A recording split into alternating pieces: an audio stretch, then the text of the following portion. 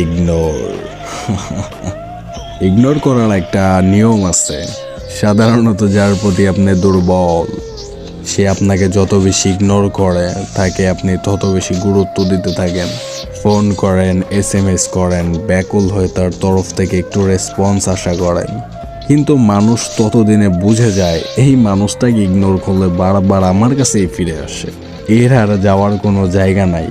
তাই সে ইচ্ছা করে আপনাকে রেসপন্স দেয় না, SMS দিতে দেরি করে, কথা বলায় অনীহা দেখায়, ব্যস্ততা। আপনি যখন তার সাথে একটু মন খুলে কথা বলতে চান, ফোন করতে চান, তখন সে নানান অজুহাত দেখায়, মা পাশে, হ্যান ত্যান, এই সেই এভরিথিং। মিথ্যা কথা বলে যখন তখন অফলাইন চলে যায়, বাট সে কিন্তু অনলাইন থাকে।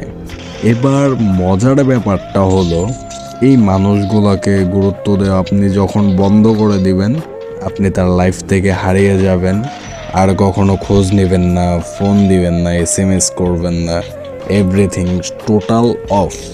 সেদিন তারা রিয়ালাইজ করতে পারবে তারা জীবনে কত বড় একটা ভুল করে ফেলছে, আর এই ভুলের প্রায়শ্চিত্ত কতদিন তাকে বহন করতে হবে। সেদিন থেকে হয়তোবা আপনি তার কাছে খারাপ হয়ে যাবেন, হয়তো সম্পর্কটা সেদিন থাকবে না, হয় সম্পর্ক শেষ হয়ে যাবে, নয়তো আপনি ওই মানুষটার অবস্থানে চলে যাবেন আর এই মানুষটা আপনার অবস্থানে। ধন্যবাদ।